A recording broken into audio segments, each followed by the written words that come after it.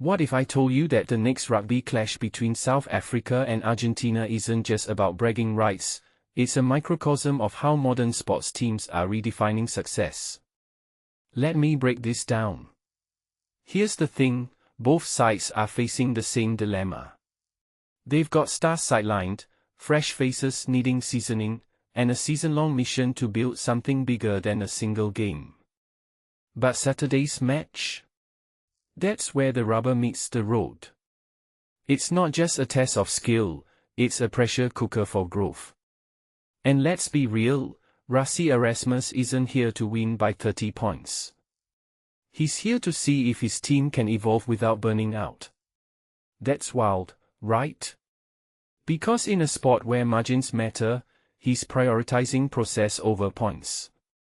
What does that say about the future of rugby? It says the game is shifting from win at all costs to build for the long haul.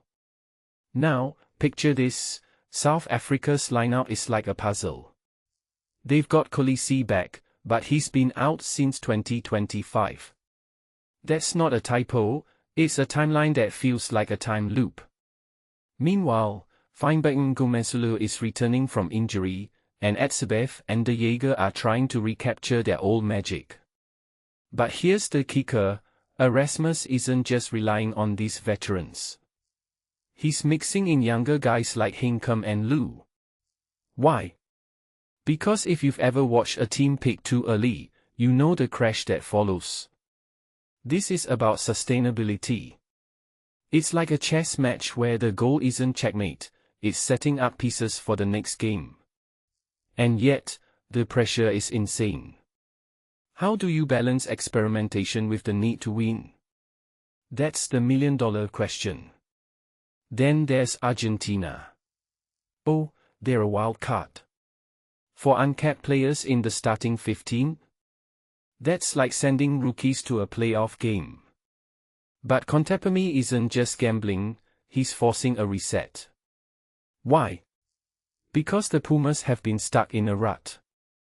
They've got the passion, the physicality, but their system feels outdated. These new guys could either be a spark or a sparkler that burns out too fast.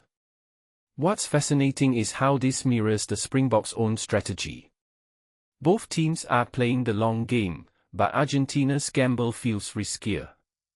Imagine being one of those 4 uncapped players, you're stepping onto a stage where every mistake is magnified. The pressure isn't just on the ball, it's in the air. And yet, that's where breakthroughs happen. Sometimes, chaos breeds creativity. Let's talk about the bigger picture.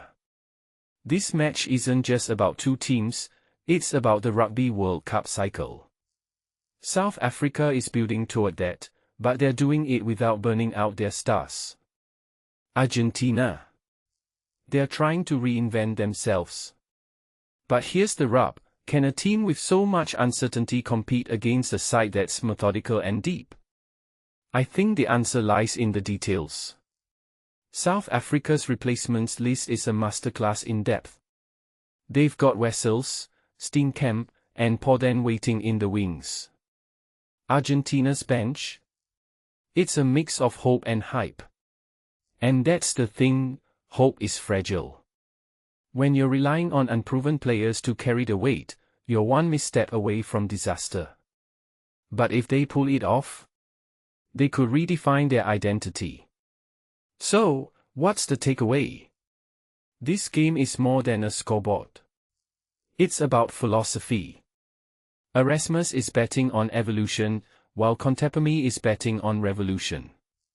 And in a sport where momentum is everything, that difference could decide the outcome. Personally, I think South Africa has the edge, not because they're better, but because they've got the system in place to adapt. But if Argentina's newcomers can find their rhythm, this could be a classic. Either way, it's a reminder that in rugby, as in life, the path to greatness isn't always the straight line. Sometimes, it's the detours that lead you somewhere unforgettable.